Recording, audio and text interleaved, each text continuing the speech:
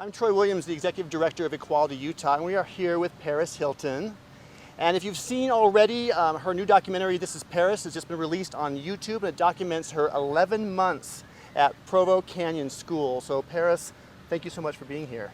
Thank you. All right, so 11 months. I imagine that this is difficult coming back here right now.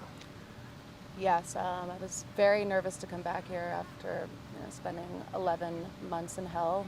Yeah. But I think it's so powerful, and I feel so empowered today to be here with hundreds of other survivors, and we're all here to raise awareness and make a change in this industry. Excellent. So for people who don't know, what is Provo Canyon School, and what do they need to know about what you experienced while you were there? Provo Canyon School, I wouldn't even call it a school, but it's a place for troubled teens.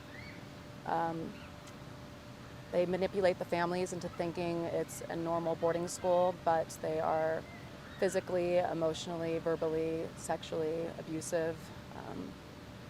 I witnessed things there that it's hard to even, I can't even really say everything because it's, I've had post-traumatic stress disorder. Right. Since then, I've had severe nightmares, anxiety, depression. These type of places should not be open.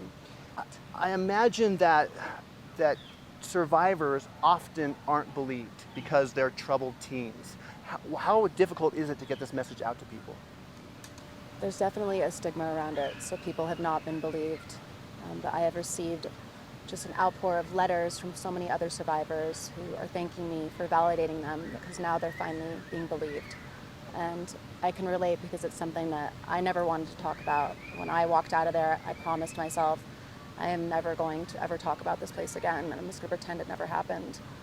But here you are, right? But here I am because I cannot go to sleep well at night knowing that there's still children being abused, and it's... Utah was we just successfully banned conversion therapy in the state. But we know that it's in facilities like this where LGBTQ kids are often harmed. Can you talk a little bit about what you've heard from the queer community?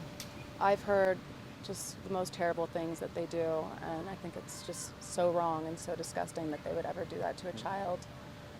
But I heard it's still happening here today, and it just blows my mind in 2020 that people are still thinking that way and treating children like that. It's just, it breaks my heart. So you've become you becoming an activist. This is like a whole new sort of a career choice for you, right? Is it? I mean, how does that feel to be stepping out into this role to create change? I feel so proud. I feel like I've done big things in my life, but this by far is the most important thing I've ever done in my life.